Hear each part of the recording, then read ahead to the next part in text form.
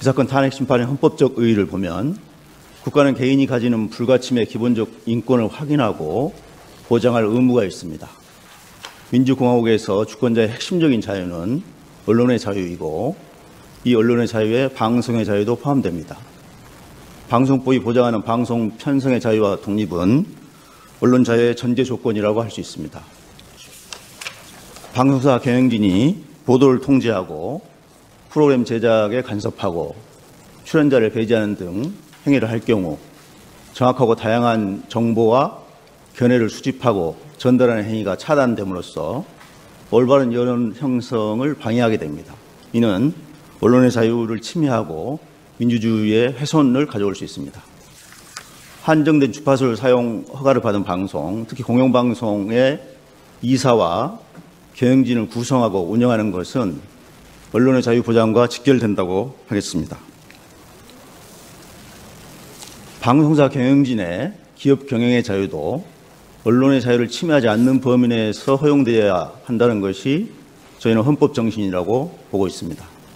따라서 이 사건의 헌법적 함의를 살펴볼 때 위법한 이인 의결과 공영방송 이사 선임으로 인하여 경영진을 교체하고 방송을 장악하고 공영방송을 둘러싼 노사 대립과 파업이 발생하고 그럴 경우 언론 자유를 보장하는 헌법에 위배되는 상황이 발생하기 때문에 헌법 소의 관점에서 살펴보아야 한다고 보고 있습니다. 또한 합의제 행정기관의 구성과 운영에서 법치주의, 국회의 자율권과 권력 분립에 위배되는 것이 아닌가라는 점도 고려돼야 합니다. 탄핵의 배경과 국회의 자율권을 살펴보겠습니다. 피청구인이 임명되기 이전부터 이인 의결이라는 법 위반 행위가 반복되었습니다. 상임위원 5명 중 2사람만으로 의결하는 위법은 이동관, 김홍일 전 방통위원장, 이상인 직무대행의 탄핵소추 발의안에서 탄핵소추 사유에 포함되었습니다. 이 3사람은 탄핵소추안이 발의된 직후 사퇴했고요. 대통령의 면직 재가로 결국 국회에서 탄핵소추 의결이 이루어지지 못했습니다. 헌법재판소에서 법 위반 행위 여부에 관한 판단도 역시 이루어지지 못했습니다. 그 이후 대통령은 후임 방통위원장을 임명하고 이인 의결을 계속해 왔습니다. 이것이 이 사건 탄핵소추가 반복된 원인이 되었다라고 저희는 보고 있습니다. 피청구인 역시 대통령이 임명한 2사람만으로 의결을 강행을 했고 이 사건 탄핵 사유에도 포함되어 있습니다. 방통위원회 임명이 좀 지연되었고요. 이와 관련해서 여야 간의 의견 대립이 있었습니다. 국회는 23년 3월 30일 최민희를 방통위원으로 추천안을 의결을 했습니다. 방통위가 법제처에 결격사유 조회를 했고요. 그 사이에 국회 입법조사처에서는 결격사유가 인정되지 않는다라는 의견을 밝히기도 했습니다. 그럼에도 법제처는 7개월 넘게 회신을 하지 않았습니다. 그 사이에 대통령의 임명이 지연되었고요. 최민희는 7개월여 만에 사퇴를 했습니다. 이 상황이 장기간 국회가 방통위원을 추천하지 않는 그런 원인을 초래했다고 저희는 보고 있습니다. 왜 임명을 하지 않는지, 왜 임명이 지연되는지에 대한 공식 통보도 7개월 동안 전혀 없었습니다. 그런데 임명이 지연된 기간 동안에 대통령이 임명한 2사람의 위원으로 의결이 반복되었습니다. 이것을 볼 때 대통령이 임명한 2사람만으로 의결을 강행하기 위해서 야당 추천 최민희 의원을 임명하지 않은 것이 아닌가라는 의심을 사기에 충분합니다. 그렇다면 이인 의결의 위법을 이인 의결을 계속 강행한 방통위가 자초한 것이 아닌가 저희는 그렇게 보고 있습니다.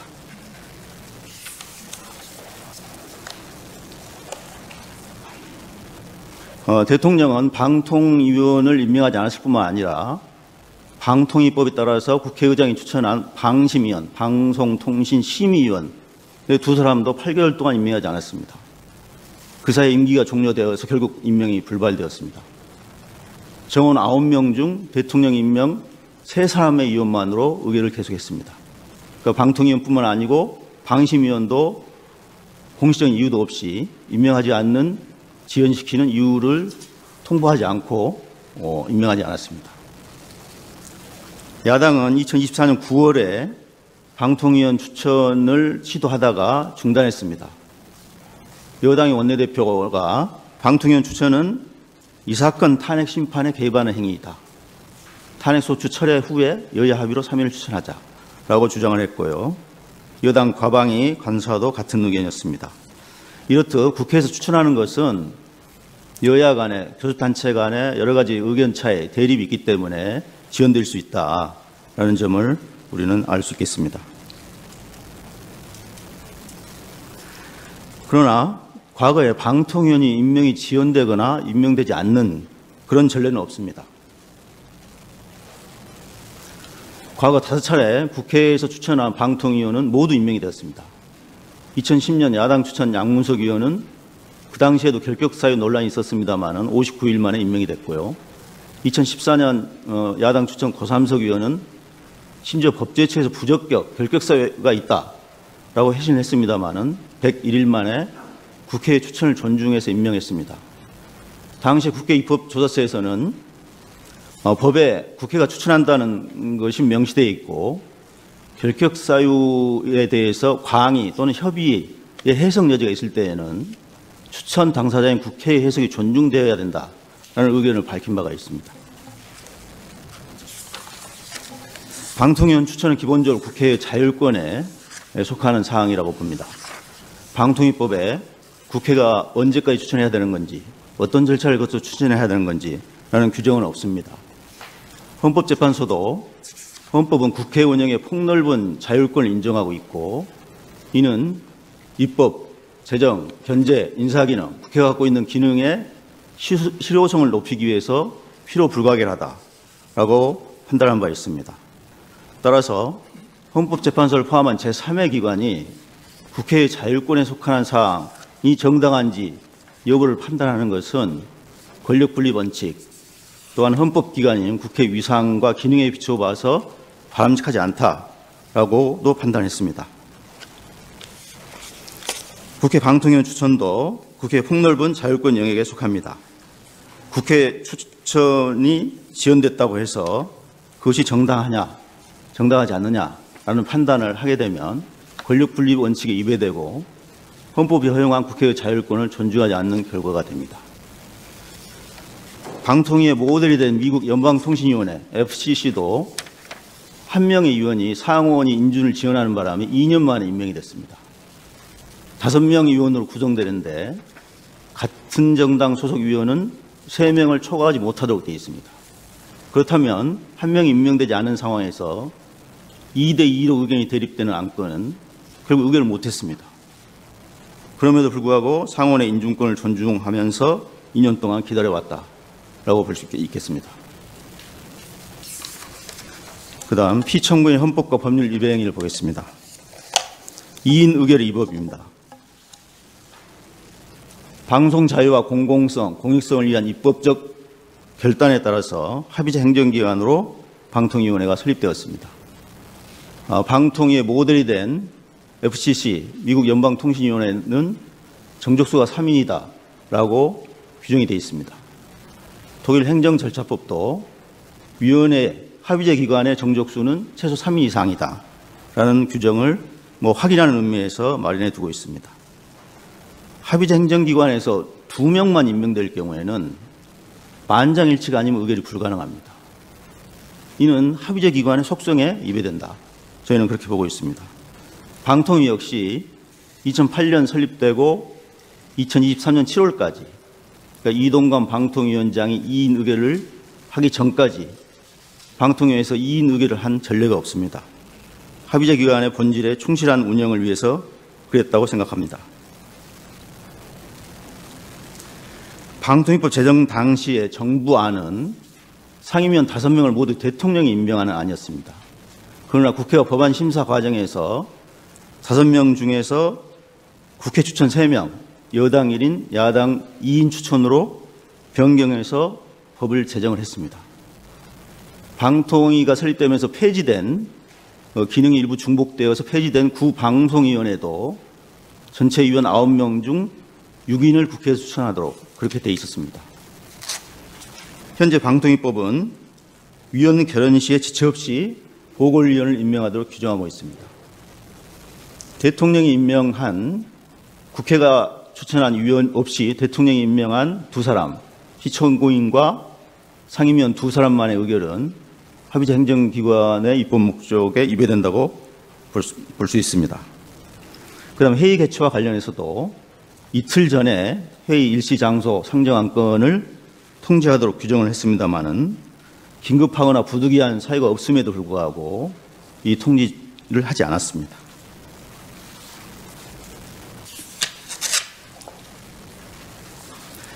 방통위법 제13조에 회의에 관한 규정이 있습니다. 1항에 위원회 회의는 2인 이상의 위원회 요구가 있는 때 위원장이 소집한다. 다만 위원장은 단독으로 회의를 소집할 수 있다라고 되어 있습니다. 제1항 본문에서 2인 이상 위원은 위원장을 제외한 상임위원 두 사람 위원을 전제를 하고 있다고 생각됩니다. 최소 3인의 위원이 필요하다라고 해석됩니다. 만약 피청구인 주장처럼 2인 이상 위원에 위원장이 포함된다. 2인만으로 의결을 할 수 있다라고 가정을 한다면 위원장이 부동의한 회의는 소집할 수 없습니다. 위원장이 본문이든 단서든 동의를 해야 되기 때문에 소집이 가능한데, 그렇다면 위원장이 동의하지 않으면 소집이 불가능합니다. 위원장이 단독으로 회의 소집이 가능하기 때문에 본문이 불필요합니다. 그러니까 이런 법 해석은 법 해석의 남용이다. 저희는 그렇게 자의적 해석이다라고 생각이 됩니다. 결국 설립 목적 위배된 독임제 행정기관화로 만드는 그런 잘못된 해석이다라고 저희는 보고 있습니다. 법률상 제적 과반수 찬성으로 의결하도록 규정한 기관이 있습니다. 감사원은 7명의 감사위원을 구성하고 제적 감사위원 과반수 찬성을 의결합니다. 국가인권위원회는 11명 인권위원으로 구성하고 제적위원 과반수 찬성을 의결합니다. 공정거래위원회 역시 9명 제적 과반수 찬성, 5.18 진상규명법, 과거사정리법 또 역시 9명 위원으로 구성하고 제적위원 과반수 찬성을 의결합니다. 사실조회 회신한 결과 감사원 국가인권위원회, 원자력위원회, 영화진흥위원회 이런 정원의 과반수 미달 인원으로 의결한 전례가 없습니다. 아마 합의제 기관으로 충실하게 운영했기 때문입니다. 과반수 출석위원 과반수 찬성, 의결 기관도 마찬가지인데요. 피청구인 주장처럼 한다면 두 사람의 위원만으로 의결할 수 있다라고 되는데 그 역시 모두 법 위반으로 봐야 되겠습니다. 그다음 국회 추천, 대원장 추천위원이 1인도 임명되지 않은 상태에서 대통령이 임명한 위원만으로 의결하는 행위는 국회와 대원장 위원 추천권을 배제하는 결과가 되기 때문에 법치주의에 위배됩니다. 중앙선관위, 국가인권위, 방심위원회 모두 국회와 대원장의 추천을 한 위원이 구성하도록 되어 있는데요. 위원으로. 그렇지, 이 위원이 임명되지 않은 상황에서 의결을 하면 법치주의 위배다라고 보고 있습니다. 탄핵 의결 전에 서울고법에서 2차례 2인 의결의 위법을 지정한 바가 있습니다. 방통위법 입법 목적에 저해될 우려가 있다. 절차적 위법성이 문제될 여지가 있다. 라고 판단한 바 있고요. 이 사건 탄핵 의결 후에도 행정법원에서 2차례 정치적 다양성을 반영한 5인 상임위원 구성으로 된 회의를 전제하고 있다. 최소한 3인 이상의 구성원의 존재는 의사결정의 필수 전제 조건이다. 라는 판단을 한 바가 있습니다. 피청구인은 국회가 추천하지 않았기 때문에 2인 의결이 불가피하다라는 취지로 주장하고 있습니다. 그러나 최민희를 임명했더라면 2인 의결 위법 논란은 종료가 됐을 것입니다. 만약에 국회 추천 여부의 정당성에 대해서 평가할 경우에 국회 과반수 확보 정당이 일방적으로 추천할 수 있습니다. 헌법상 다수결 민주주의의 원리에 따라 다수결로 일방적으로 추천 의결할 수 있습니다. 그렇게 될 경우 국회 내에 교섭단체 간의 대립이 격화되고 국회와 임명권자인 대통령 사이의 갈등이 심화되기 때문에 국회 어떤 추천에 있어서의 자율권, 권력 분립 원칙이 적용돼야 된다라고 저희는 보고 있습니다. 피청구인의 2인 의결 행위는 결국 헌법상 법치주의와 권력 분립 원칙이 위배되고 방통위법 입법 목적, 위원 구성과 회의 소집, 의결 조항 등의 법률을 위반했다라고 보고 있습니다. 기피 신청 각하의 위법입니다. 기피 신청된 피청구인 의결에 참여해서 각하 결정을 했습니다. 23년 김효재 부위원장은 기피 신청되었을 때 의결에 참여하지 않았습니다. 해당 사항 당사자는 제척된다는 방통위법에 위반됩니다. 기피 신청 의결에 참여할 수 없음에도 불구하고 참여한 위법이 있습니다. 그다음 회피하지 않은 위법이 있습니다. 피청구인 문화방송 재직 시절 직원을 사찰한 행위로 손해배상 책임이 인정되었습니다. MBC 기사협회에서 제명이 된 바 있고요. MBC 공영방송인 MBC의 민영화를 시도한 전력이 있습니다. 2022년에 페이스북에 MBC를 응징하기 위해서 시청과 광고를 거부하자라는 제안도 한 바 있습니다. 박문진 이사 선임에 공정한 심의 의결을 기대하기 어려운 현저한 사정이 있으므로 회피해야 함에도 회피하지 않은 위법이 있습니다. 그다음 법적 요건과 절차를 위반한 졸속 이사 선임입니다. 방송법 박문진법은 KBS와 박문진 임원을 방송의 전문성, 각 분야의 대표성을 고려하여 임명하도록 규정하였습니다. 방통위는 과거 5차례에 걸쳐서 KBS 이사로 여권 7명, 야권 4명, 박문진 이사로 여권 6명, 야권 3명을 선임했습니다. 선임 과정에서 서류심사, 면접, 5명 상임위원회 충분한 협의, 후보자 압축, 표결 등의 절차를 거쳤고 상당한 시일이 소요되었습니다. 그런데 피청구인 임명 당일에 같은 날 임명된 김태규 의원과 약 1시간 35분 동안 토론 없이 7, 8차례 투표를 반복해서 선임을 했습니다. KBS 지원자는 52명, 박문진 이사 지원자는 31명, 총 83명의 지원 서류는 1,600쪽에 이르고 국민 의견 수렴 결과는 454건이었습니다. 사무처는 지원 서류와 결격 사유 등을 정리하지 않고 접수 서류 그대로 피청구인에 전달했습니다. 야당과 여당을 포함해서 42여 개 정당에 당적을 조회했습니다마는 이 당적 조회가 미착된 상태로 선임 의결이 이루어졌습니다. 결격 사유가 제대로 확인이 안 됐다는 의미입니다. 박문진 이사로 선임된 김동률은 지원서에 허위 경력을 기재한 사실이 나중에 밝혀지기도 했습니다. 이렇듯 단시간 내에 법적 요건에 맞춰서 심사하는 것은 불가능하다. 절차상 내용상 현저한 부실심사와 의결이 이루어졌다라고 보고 있습니다. 선임하지 않는 당시 야권 이사 KBS 4명, 박문진 이사 3명은 선임하지 않았는데요. 언제 어떻게 임명할지 또 결정된 바가 없습니다. 따라서 여권 이사 KBS 7명, 박문진 6명만을 졸속으로 선임한 행위는 다양성과 대표성을 고려하지 않은 위법이 있다 하겠습니다. 법 위반 행위 중대성과 파면 효과를 보겠습니다. 법 위반 행위 중대성과 파면 결정으로 인한 효과 사이에 법의 형량이 필요하다고 헌법재판소는 판시했습니다. 피청구인은 선거로 선출된 대통령과 달리 정치적 비중이나 기능에 본질적인 차이가 있습니다. 피청구인은 정부위원으로서 대통령이나 국무위원과는 다른 지위에 있고 국회 해임 건의 대상도 아닙니다. 방통위는 국무총리 행정감독권이 배제된 상태고 합의제 행정기관 특성에 맞는 강한 공정성과 독립성이 요구됩니다. 법 위반 행위 중대성을 판단하는 데 있어서 고려해야 될 요소로 먼저 법 위반 행위의 명확성을 살펴볼 수 있다고 봅니다. 합의제 행정기관으로 설립된 입법 목적, 다양성 반영을 위해서 대통령이 지명한 2인과 여야 추천 3인으로 구성한 입법 취지, 또 회의 소집에 위원장 외 최소 2사람의 위원이 필요하다는 해석, 그다음에 방통위 설립 후에 15년간 2인 의결을 한 전례가 없다. 그다음 이틀 전에 통지하는 회의 소집 절차 규정에도 위반했습니다. 2인 의결은 입법 목적에 저해가 되고 절차적으로 위법할 가능성이 있다라고 판시한 고등법원 판결이 2건이 있었습니다. 위법한 기피 신청 각하 및 회피 거부가 있었고요. 임명 당일에 졸속으로 공영방송 이사를 선임했습니다. 이러한 법 위반 행위는 명확하고 적어도 법에 위반될 고도의 개연성이 있다고 보아집니다. 그다음 법 위반의 고의성, 고의적으로 피청구인이 법을 위반했다는 겁니다. 직전 3차례 2인 의결 위법 등으로 탄핵 소추가 발의가 됐었고요. 야당과 언론에서 2인 의결 위법을 반복해서 지적을 했습니다. 고등법원에서 2차례 위법성을 지적을 했고요. 이런 사정을 잘 알고서 의도적으로 대통령이 임명한 2사람만으로 임명 당일에 의결을 강행했습니다.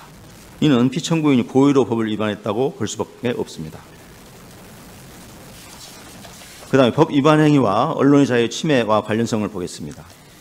피청구인은 공영방송이 공기가 아닌 흉기로 불리운다라고 이야기를 했고, 공영방송 정상화의 사명감을 갖고 있다라고 이야기했습니다. MBC 내부의 자정 능력을 기대할 수 있을까요? 없을까요? 라고 하는 질문에 대해서는 사담 후세인이 영원할 것처럼 얘기를 했지만 결국 외부의 힘으로 무너지더라. 내부에서 해결 못하고 외부에서 해결한 것인데 MBC도 그렇게 빗대어서 말하고 싶다라고 이야기했습니다. 피청구인의 그 왜곡된 인식만을 우리가 지적하는 건 아닙니다. 그 왜곡된 인식과 연계돼서 과거에 공정방송 요구를 탄압한 경력이 있습니다. 이런 피청구인이 공영방송 이사를 선임함으로써 언론 자유를 본질적으로 침해할 우려가 있다고 보고 있습니다. 피청구인이 MBC에 재직한 기간은 86년에 입사해서 홍보국장, 기획홍보본부장, 워싱턴 지사장, 보도본부장, 대전 MBC 사장을 역임했습니다. 피청구인이 홍보국장부터 보도본부장 재직시기까지 MBC의 신뢰도는 급격히 추락했습니다.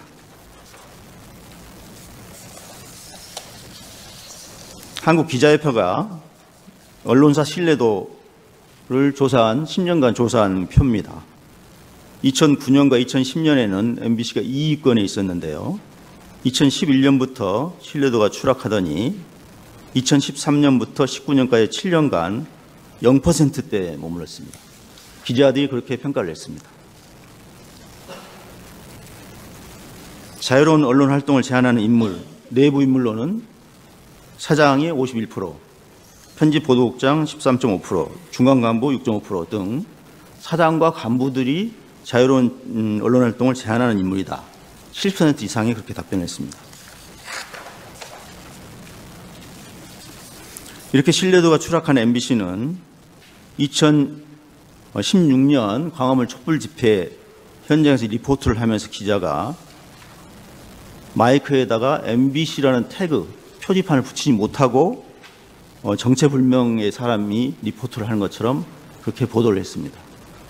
당시 시위대에 쫓겨가지고 세종문화회관 테라스로 올라갔고 광화문 지하차도로 내려갔다고 합니다. 2012년 2월 MBC 대선 후보 검증 보도에서 안철수 후보의 논문이 표절되었다라는 보도를 세 차례 했는데 그게 나중에 조작된 보도였다라고 MBC가 자체적으로 인정을 한 바가 있습니다. 이거는 몇 가지 사례에 불과하지만 신뢰도가 추락한 MBC의 상황이 어떤지를 반영하고 있습니다. 그랬던 MBC가 2020년부터 신뢰도가 상승하기 시작해서 2024년에는 1위에 올랐습니다. 시사저널이 조사한 가장 영향력 있는 언론 매체, 가장 신뢰하는 언론 매체 조사에서 전문가와 일반 국민은 모두 MBC를 1위로 꼽았고 KBS를 2위로 꼽았습니다. 시사인이 조사한 결과를 보면 MBC는 23년부터 가장 신뢰하는 언론 매체 1위에 올라서 올해 24년에도 작년이죠. 24년에도 1위에 올랐습니다. 2위와 격차가 매우 큽니다. 기자협회가 작년에 조사한 가장 신뢰한 언론사에서도 MBC는 1위에 올랐습니다. 옥스퍼드대학교 부설 로이터 저널리즘 연구소가 한국언론진흥재단을 통해서 조사한 매체별 신뢰도에서도 24년에 MBC가 1위에 올랐습니다.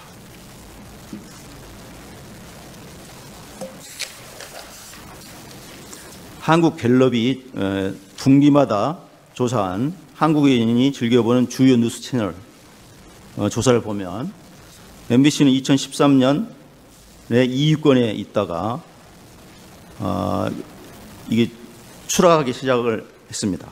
그러다가 2023년부터 다시 즐겨보는 뉴스 채널 순위 1위로 올라가기 시작했고 24년에 2위와 큰 격차로 1위를 차지했습니다.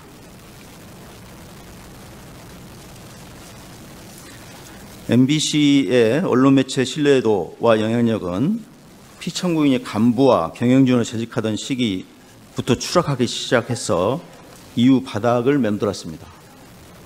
그런데 2024년 MBC와 KBS가 신뢰도 1위, 2위에 있는데 공영방송이 흉기로 불린다. 공영방송의 정상화 사명감이 있다 하는 피청구인의 인식은 이해하기 어렵습니다.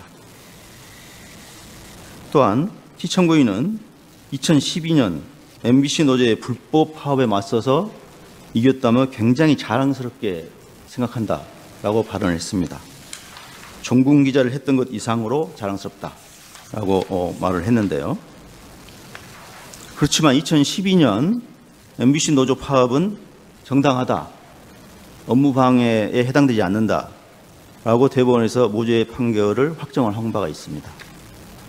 파업의 주된 목적이 방송의 공정성을 확보하기 위한 것이고 사측의 법령 및 단체 협약에 따른 공정방송 의무를 위반했고 이로 인하여 근로조건이 악화되었기 때문에 공정방송을 실효적으로 확보할 목적으로 파업을 해서 목적이 정당하다, 시기와 방법이 적정하다, 따라서 쟁행위가 정당하므로 업무방해에 해당되지 않는다라는 판결을 최종적으로 확정을 했습니다.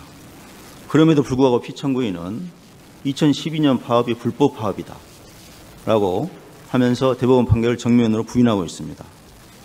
이러한 반규범적 태도가 이 사건 입법한 이인 의결을 강행하게 된 배경이 있지 않냐, 저희는 그렇게 보고 있습니다.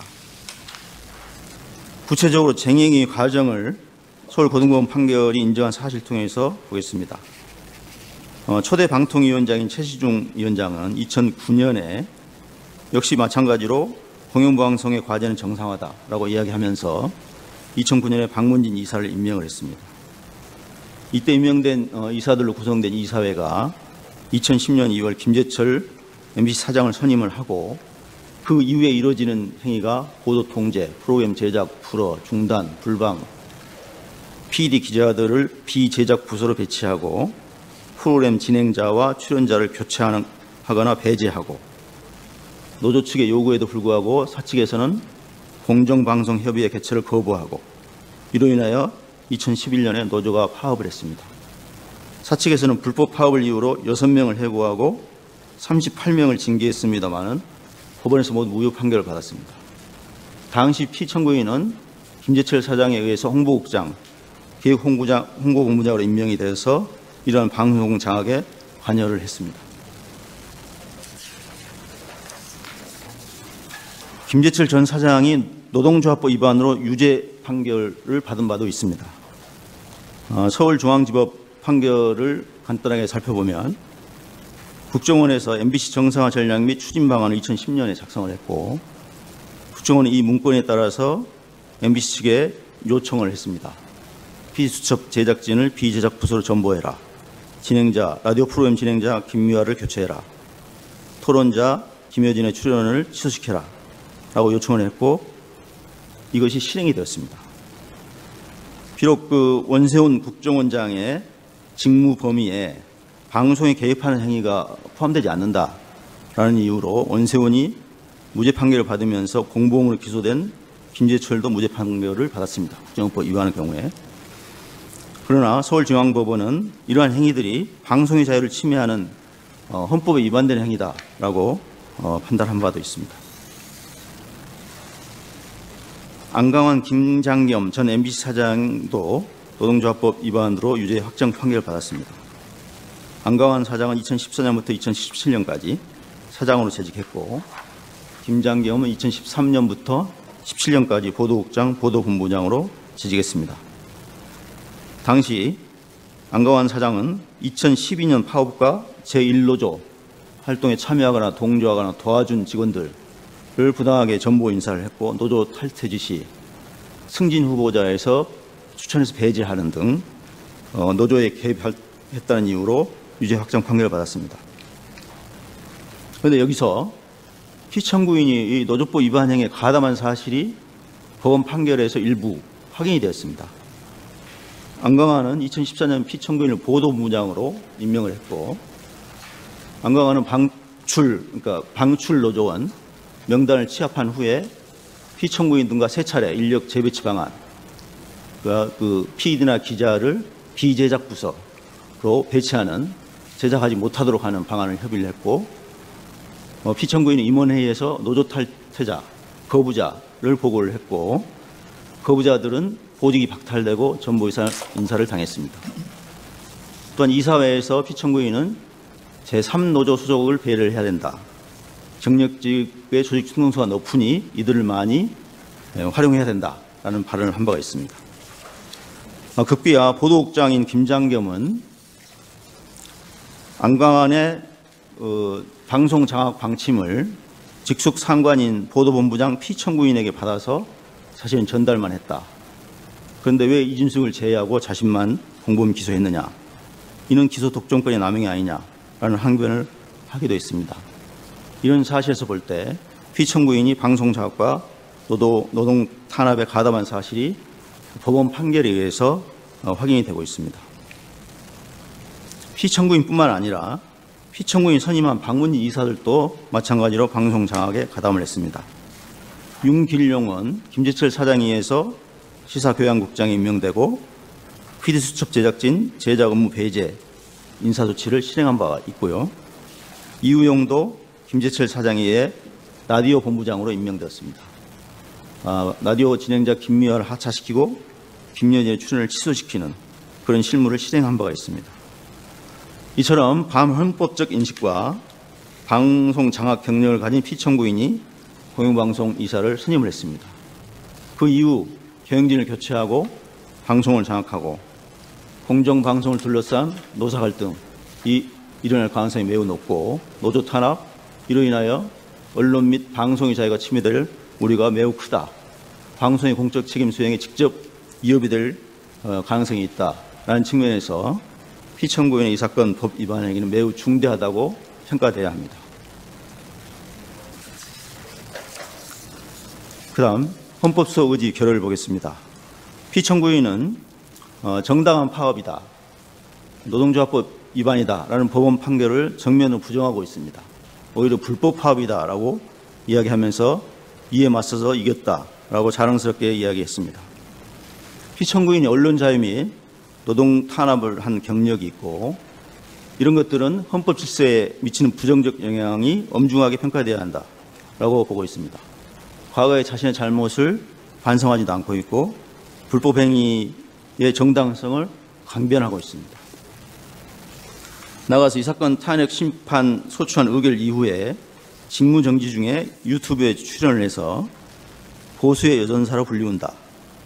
가짜 좌파들과 싸우는 전사가 필요하다.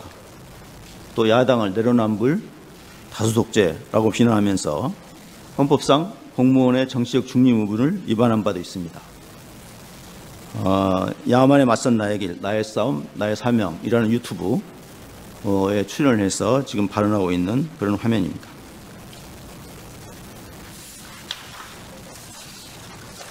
파면으로 인한 효과를 보겠습니다.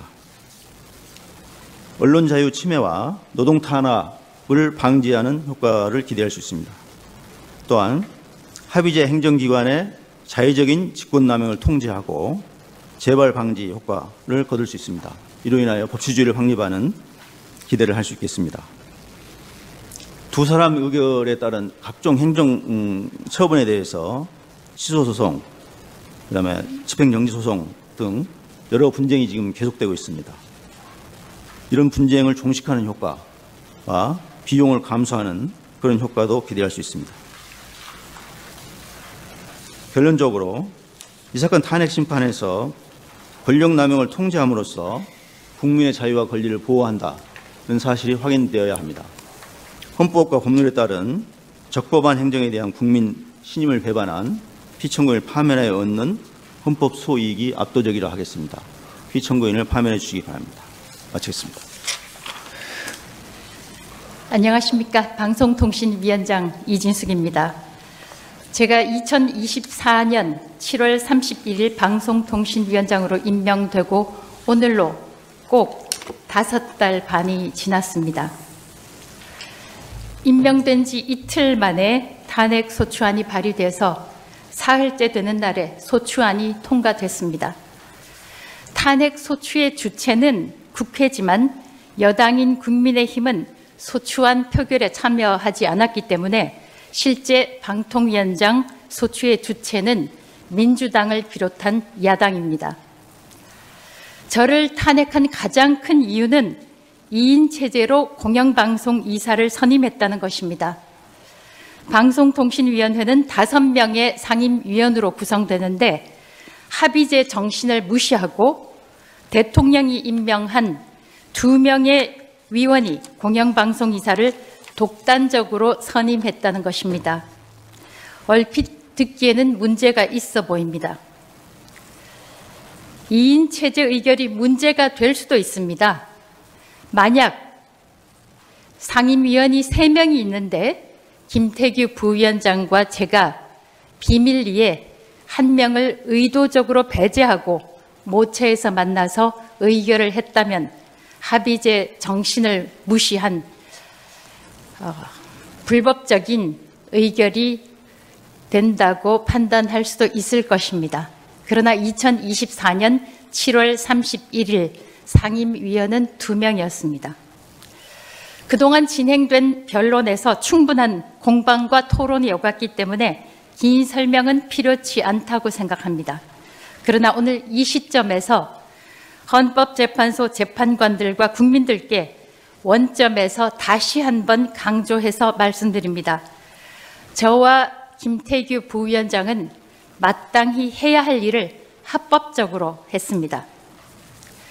KBS 이사들과 MBC 박문진 이사들은 임기 만료를 각각 1달과 12일 남겨두고 있었습니다. 이런 상황에서 후임 이사들을 선임하는 것은 저희 위원회의 의무였습니다. 그리고 이미 그 전 위원회 때부터 계속되어 온 절차였습니다. 가령 어느 기업에서 신입 사원 선발 절차가 진행되고 있다고 칩시다. 그런데 그 회사 사정으로 대표 이사가 바뀌었다고 한다면 신입 사원 선발 절차가 중단돼야 하는지 묻고 싶습니다. 공영방송 이사회 구성도 공적인 약속입니다. 임기가 끝나면 새로 이사회를 구성해야 합니다. 그런데 야당은 위원이 2명밖에 안 되니 새로운 이사회 구성을 하지 말라고 합니다. 그 결과 MBC 박문진의 경우 임기가 끝난 지 5달이 지난 이사들이 여전히 이사로 남아 있습니다. 새로 선임된 박문진 이사들은 아직 취임도 못하고 있습니다. 야당은 임기가 끝난 이사들의 이익이 새로 선임된 이사들의 이익보다 더 중요하다고 말하고 있습니다. 둘째, 2인 체제 문제입니다. 수차례 지적됐지만 오늘날 박문진 2인 체제는 야당, 특히 민주당이 만든 것입니다. 2023년 8월 이후 1년 반, 17개월이 지나도록 민주당은 방통위원 추천을 하지 않고 있습니다. 추천은 하지 않고 계속해서 2인 체제가 불법이라며 문제를 삼아왔습니다. 이런 사태 때문에 방송통신위원회법을 만든 분들이 의사 정족수를 따로 정하지 않고 의결 정족수만 2명으로 정했다는 것을 제 경험으로 알게 됐습니다. 국회에서 어깃장을 놓고 추천을 하지 않으면 대통령이 임명하는 2명만으로도 위원회가 최소한의 업무를 할 수 있도록 해야 한다는 것을 입법자들이 진작 알았지 않나 추정을 해봅니다. 방송사 재허가, 재승인의 문제, 해외 거대 기업들에 대한 과징금 문제 같은 이슈들을 해결할 수 있도록 말입니다. 현재 MBC와 KBS 등 주요 공영방송사 채널들이 무허가 방송을 하고 있고 수백억 원에 이르는 해외 기업들에 대한 과징금 부과도 하지 못하고 있습니다. 무허가 방송도 상관없고 수백억 원 과징금 부과를 하지 못해도 상관없다. 특정 방송을 현재대로 유지하기만 하면 된다. 이것이 민주당이 원하는 것인지 묻고 싶습니다. 민주당은 계속해서 2인 체제가 불법적이라고만 주장했지만 방통위원 추천은 하지 않고 있습니다. 오히려 방통위원 수를 계속 줄이기만 했습니다. 이동관 위원장도 탄핵하려 했습니다. 김홍일 위원장도 탄핵하려 했습니다. 심지어 법까지 바꿔서 이상인 부위원장까지 탄핵하려 했습니다. 민주당 추천 방통위원을 보강해서 5인 체제를 만들려고 하는 대신 끊임없이 마이너스 방통위원회를 만들려고 했습니다. 완전체인 5인 체제는커녕 2인 체제도 모자라서 끊임없이 1인 체제를 만들려고 했고, 그 결과 지금 방통위원회는 아무것도 하지 못하고 있는 1인 체제가 됐습니다. 그러니까 민주당이 원했던 것은 5인 체제가 아니라 1인 체제였다. 저는 그렇게 생각합니다. 방통위원회가 정상적으로 일을 하기보다 방통위원회가 마비되는 사태를 원했다고밖에 생각할 수 없습니다. 우리나라 기술개발자들이 손해를 보고 해외 거대 기업들이 수백억 원의 이익을 가져가도 상관이 없다는 것인지, 방송사들이 무허가 방송을 해도 상관이 없다는 것인지 묻고 싶습니다. 2인 체제가 불법이라고 한다면 민주당은 진작 그 불법 사태를 해소하기 위해 민주당 목 방통위원을 추천해야 했습니다. 국민의힘은 진작 국회목 1명을 추천했지만 민주당이 추천을 거부하는 바람에 2인 체제는 계속 유지되어 왔습니다. 2인 체제는 합법적이지만 민주당 주장대로 문제가 있다면 그 문제는 민주당이 창조한 것입니다. 재판관들께서는 제가 무슨 말을 하는지 잘 아실 겁니다. 헌법재판소의 결혼 문제는 헌법기관이기 때문에 비교적 문제가 빨리 해결됐습니다. 저는 결혼이 보강이 됐을 때 헌법재판관님들이 굉장히 개인적으로 부러웠습니다. 국회목 추천 인사를 본회의에 올리는 것도 표결하는 것도 민주당이 거부하면 그 절차는 진행되지 않습니다. 저는 2023년 국민의힘 몫으로 상임위원으로 추천됐지만 민주당이 거부하는 바람에 9개월, 9일을 기다리다가 끝내 상임위원이 되지 못했습니다. 국민의힘은 과반수 의석이 되지 않기 때문에 본회의 표결을 요하는 어떤 인사도 개입을 하지 못합니다. 그러니까 방통위 2인 체제의 책임은 오롯이 민주당에 있다는 말입니다. 민주당은 2인 체제의 문제점을 보완하겠다며 방통위 법안을 제출했습니다. 의사 정족수를 3인으로 규정하는 것입니다. 이 자체가 현재 2인 체제는 법적으로 문제가 없다는 뜻입니다. 민주당은 2인 체제가 합의 정신을 위반했다고 하지만 그렇지 않습니다. 헌재 재판관도 민주당 추천, 국민의힘 추천으로 추천한 정당은 다르지만 헌재 재판관이 되는 순간 특정 정파의 이익을 위해 일하지 않는다고 저는 생각합니다. 만약 헌재 재판관들이 추천받는 정당의 이익을 대변한다면 이진숙에 대한 이 탄핵 심판 역시 절차가 필요 없을 것입니다. 숫자에 따라 이미 결과를 알 수 있기 때문입니다. 그러나 저는 헌재 재판관들께서 철저하게 법리에 따라 판단하실 것이라고 확신합니다. 방통위원들 마찬가지입니다. 제가 국민의힘의 추천을 받았다고 해도 저는 국민의힘이라는 정당을 위해서 일하는 것이 아닙니다. 또 대통령의 임명을 받았다고 해도 대통령의 이익을 위해 일하는 것이 아닙니다. 대통령이 대한민국 전체 국민의 대통령이듯이 방통위원 역시 대한민국 국민들의 이익을 위해서 정책을 결정할 것이요, 규제의 기준 역시 대한민국과 대한민국 국민이 될 것입니다. 나라가 많이 혼란스럽습니다. 그럴수록 언론, 방송의 역할이 중요합니다.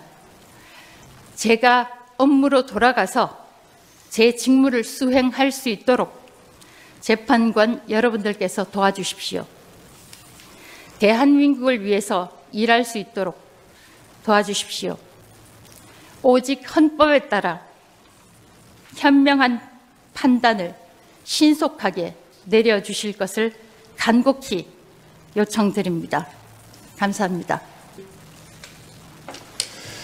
예, 피청구인은 처음부터 지금까지 신속한 재판을 원했습니다. 심판 청구 기각을 원하는 피청구인으로서는 자연스럽고 정당한 요구입니다. 그러나 재판관 7인 이상의 출석을 요하는 헌재법이 장애가 되었습니다. 피청구인 대리인의 신청에 의하여 가처분 결정이 내려졌고 6인 체제 하에서 변론은 할 수 있었지만 선고까지 할 수 있느냐, 이 문제에 대한 법적인 문제가 있었습니다. 결과적으로 피청구인에 대한 재판이 상당히 늦어진 점, 매우 늦어진 점에 대해서 재판장으로서 매우 안타깝게 생각합니다. 선고는 될 수 있는 한 빨리 하도록 하겠습니다. 선고 기일이 정해지면 통지하겠습니다. 이상입니다.